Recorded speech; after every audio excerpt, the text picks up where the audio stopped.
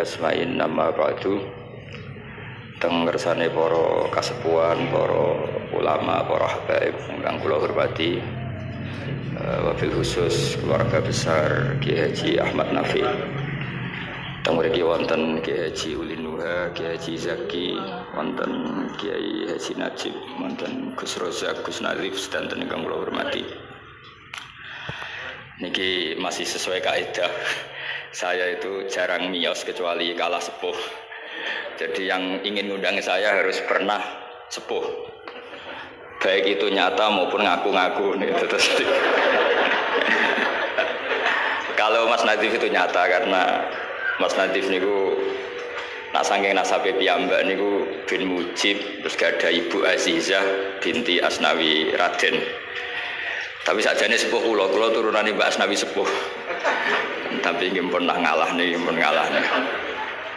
Ngeten dados kula sangat pengenang kalian Mbak Nafek. 3 tahun sebelum wafat saya sering ditimbali diminta ngisi teng Mathalul Falaq.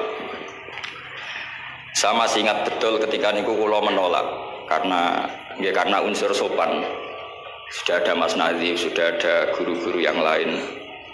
Terus beliau ngendikan begini, "Hak, kowe ora dulure Kak Sahal tok ya dulurku." Saya masih ingat kalimat itu. Karena memang setahu saya buyut saya kandung namanya Sofia. Sofia itu mbaknya Mbak Badiah. Mbak Badiah itu ibunya Kiai Sahal Mahfud. Sehingga setahu saya ya saya di sini itu karena keluarga Mbak Sahal dari Nyai Badiah. Akhirnya Mbak Nafek menunjukkan silsilah saya karena Mbak Sofia punya ibu namanya Hafsah. Hafsah punya abah namanya Maksum. Maksum bin Soleh bin Asnawi Sepuh.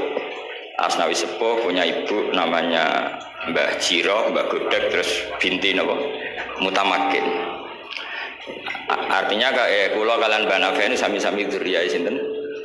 Mbah Mutamakin. Akhirnya kula purun mucal teng Matole, tapi disiasati kersane mboten sering, wae setahun pisan pingale kadang ngisi teng akhir sana niku pun kompromi.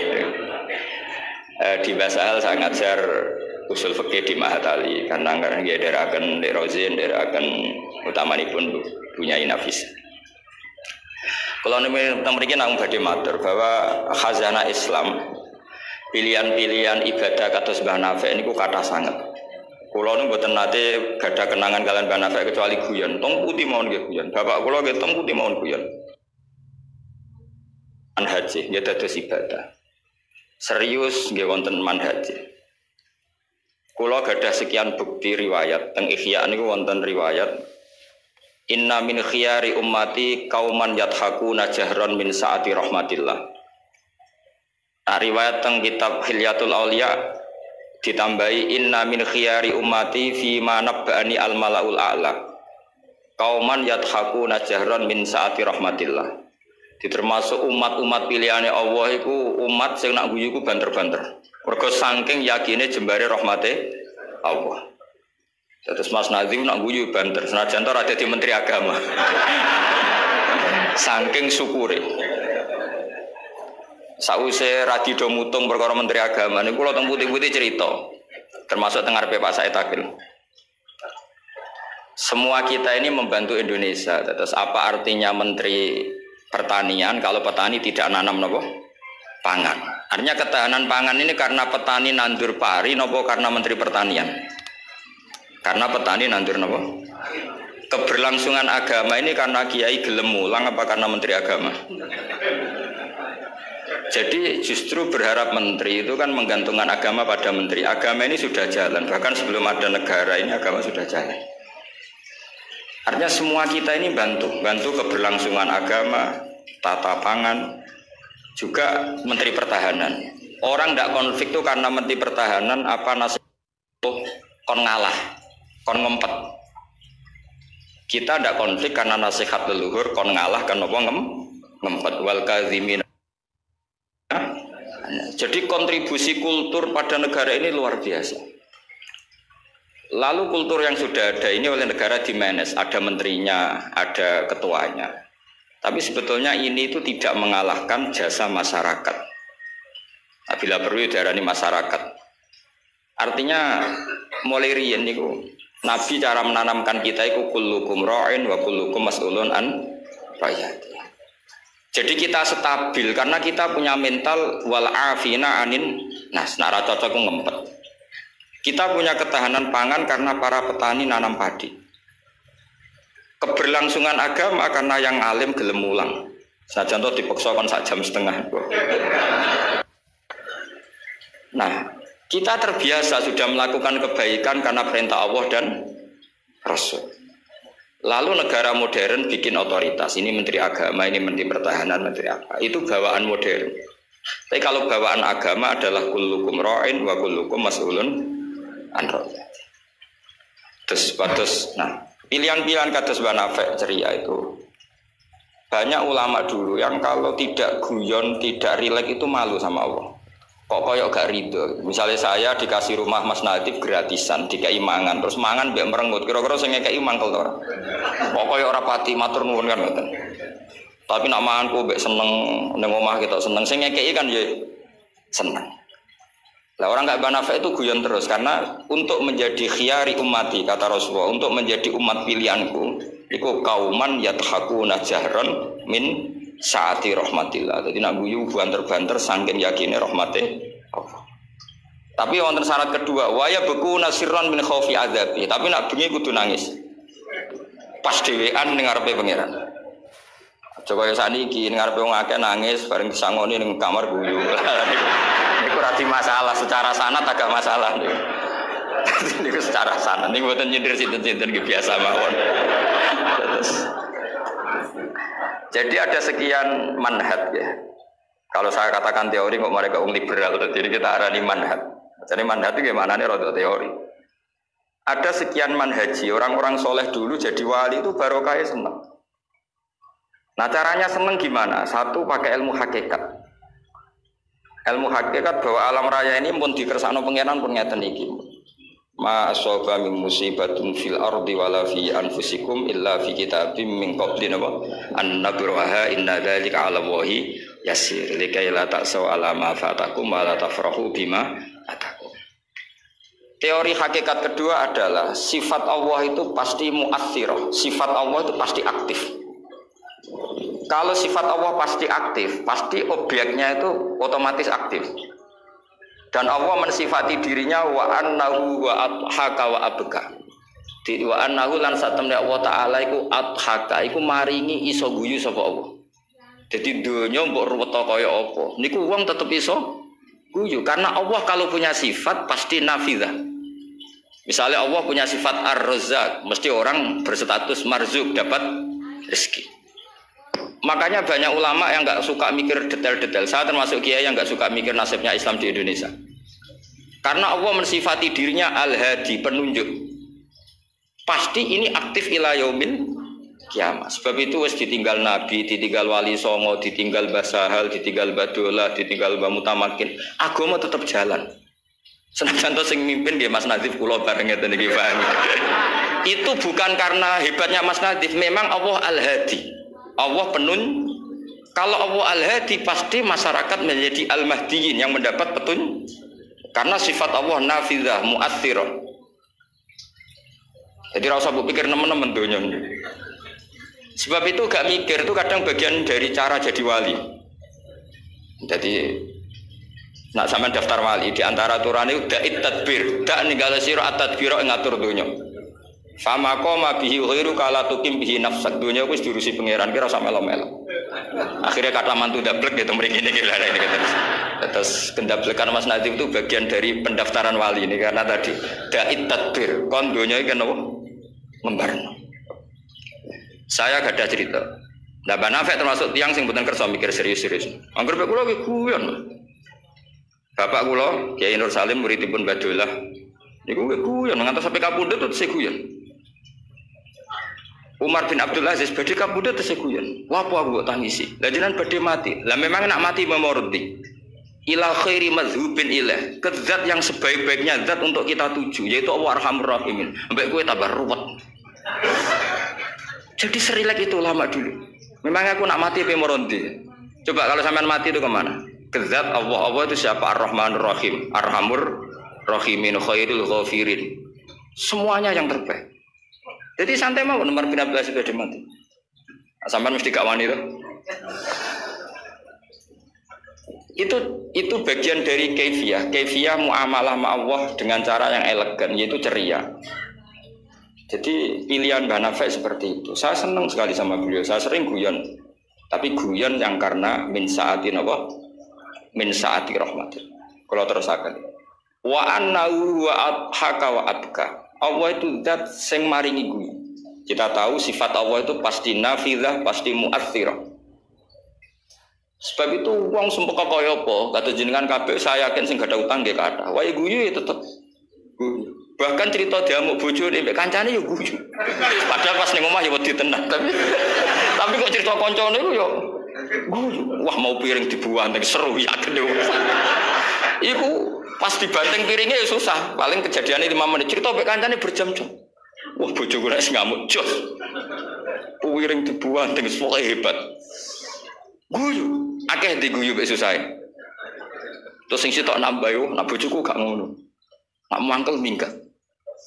Wah, akhirnya guyon. Iku saking hebatnya Allah Subhanahu wa ta'ala. Karena Allah sekali punya sifatun nafidzah. Sehingga dirinya al-hadi, maka hidayat ini akan ada ila yaumil qiyamah. Makanya Sayyidina Umar radhiyallahu anhu ketika beliau mimpin sukses, sangat sukses. Itu banyak Sayyidina Ibnu Umar, Abdul bin Umar kalau jalan-jalan itu diprovokasi. Mbok abamu disuwun suksesi. Kersane kepemimpinan ini berjalan tanpa konflik karena ditunjuk oleh Sayyidina Umar radhiyallahu anhu. Pertama Abdul bin Umar itu mengabaikan itu, tapi lama-lama mereka mendesak dengan analogi begini. Analogi itu kias begini. Kalau ada penggembala kambing, kemudian kambingnya yang 100 itu di hutan atau di padang rumput, terus ditinggal gelanggang. Menurut pendapat Anda, penggembala ini dosa enggak? Karena yudhayu, karena menyia-nyiakan kambing-kambing itu. Oh iya. Fa ummatu Muhammad a'zamu minal ghana. Umatnya Muhammad itu lebih serius ketimbang urusan apa? Kambing. Kok enak Umar wis tuwa pe mati tinggal gelanggang, enggak diatur suksesinya. Usul itu ditawarkan ke Sayyidina Umar. Sayyidina Umar sempat kepikiran, koyo iya. Tapi lama-lama Umar bangkit ketika gerah. Oh enggak jadi. Saya tetap tidak mau mikir Islam seperti ini. Karena agama ini milik Allah. Wala yudai Allah khilafatahu wala dinahu wala kata wa kata. Allah tidak akan membiarkan agama ini. Terus bagian dari iman adalah wong kadang ora oleh mikir detail. Karena sifatnya Allah pasti aktif. Coba jangan pirsa kan. Agama ini pernah ditinggal Sayyidul Khalqi, Akramul Anbiya wal Mursalin. Dia jalan. Ditinggal para sahabat nggih jalan. Wali songo iku wis alim keramat, nasabe nggih top. Saiki disaingi mudin, panduane kompilasi hukum Islam. Iku ya agama jalan. Dhisik tanah ijek ombo, wong sering kelaparan kurang beras. Saiki tanah entek nggo omah wong nggih luweh-luweh. Karena Allah mensifati dirinya Ar-Razzaq. Dan sifatnya Allah pasti nafidzah, pasti mu'athirah. Terus kalau suwun mandat kados Mbah Nafek ceria apa bukan berarti enggak mikir. Panjen itu mangkevia termasuk thariqah. Terus sing serius kados Mbah Sahal bagian dari thariqah.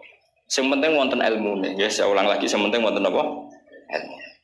Wa annahu wa adhaka wa abka. Mulane dawuh Ibnu Hajar Al-Asqalani seneng iku ibadah. Kok ghayatul iman iku halawatul iman. Jadi salasun mangkunna fihi wajada halawatal iman. Syarat iman harus menemukan manisnya. Manisnya itu nyamannya. Nyaman itu artinya enak. Nah, tentu ekspresi enak itu ya guyon, ceria. Wong muni Islam ku enak wong mbek merengut, itu kan malaikat gak ngandel iki. Muni Islam iku agama sing top, agama sing membawa kebahagiaan dunia dan akhirat. Tapi wong men besengut gremeng. Dari malaikat itu cari bahagia kok gremeng. Mulane kula yakin Mbah Nafek niku para pangeran barokah ceria. Zaman sahabat itu mun kathah fitnah. Ketika konflik Sayyidina Ali, Sayyidina Muawiyah. Itu ada seorang sahabat yang ngendikan gini, saya masih ingat teksnya. Yu'jibuni minal qurra kullu taliqin mithaq. Talik itu wazannya fa'il, itu kalau dalam ilmu sorof termasuk mubalaghah. Mithaq itu wazannya mif'al juga mubalaghah. Yang paling saya senangi dari orang alim adalah yang ceria. Tolik itu dari kata tola kotul wajhi atau tol kotul wajhi itu ceria. Midhak sing akeh guyune.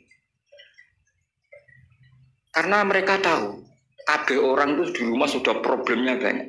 Sama masih ingat wasiat bapak. Hak kowe sampe nak mulang guyon wae. Wong sing ngaji kuwi sudah kakean utang ruwet. Jadi jangan tangiskan yang kedua kalinya. Kulo cek elek. Kok mah wis ruwet, takut istri ngaji diwedekno neraka. Jadi niku bagian dari sanad. Jangan tangiskan dua kali. Kok nek omah wis napa? Ruwet. Terus niki penting ya, terus wonten dawuh malih kul bi fadlillah wa bi rahmati fa bidzalika falyafrah. Jadi wong kudu seneng. Mulane tiang-tiang toreko ijazah ala bi dzikrillah tatmainnul kudu seneng. Bahkan kalau nate mau riwayat la syai'a aqsamu min dhahri iblis min farahil mukmin. Tidak ada sesuatu yang paling bisa menghancurkan iblis kayak farahil mukmin. Senenge tiang nopo?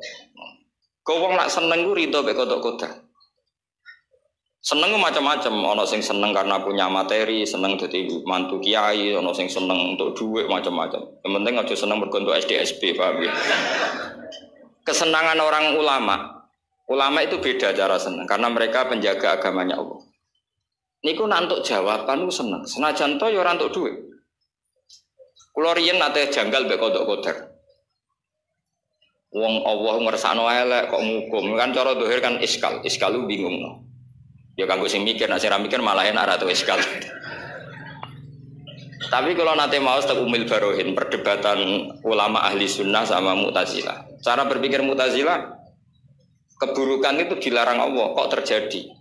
Ya sudah itu berarti di luar kehendak Allah karena itu kalau itu dikehendaki Allah berarti aneh.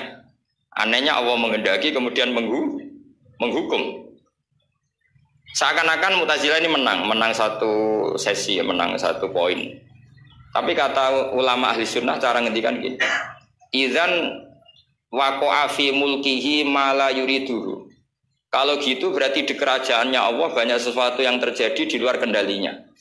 Jadi kira-kira ngene bantah ahli sunnah, misalnya Hollywood kan kota maksiat misalnya. Gusti seputi Hollywood kan maksiat tok. Sepi aku dhewe gak berdaya. Kowe seneng di pangeran ngono. Artinya resiko mengatakan setan itu yang mengatur maksiat berarti setan itu dijaya karena maksiat selalu lebih banyak ketimbang taat. Makanya Ja'far Shadiq ketika ditanya Qadar ngendikan ngene, "Atarahu ayyu syukurhan." Masa kamu melihat Allah ketika dimaksiati itu secara terpaksa? Jadi secara terpaksa gini, sakjane aku yo kepengin wong kabeh ku apik, tapi aku dhewe ora berkutik. Kan repot kalau Allah begitu. Ya Allah semua yang menghendaki khairihi wa syarrihi minallah. Tapi kita memahami khairihi wa syarrihi minallah dengan pemahaman khas ulama itu. Jadi mengatakan syarrihi minallah karena kedikjayaan Allah, bukan karena kita pecundang. Nah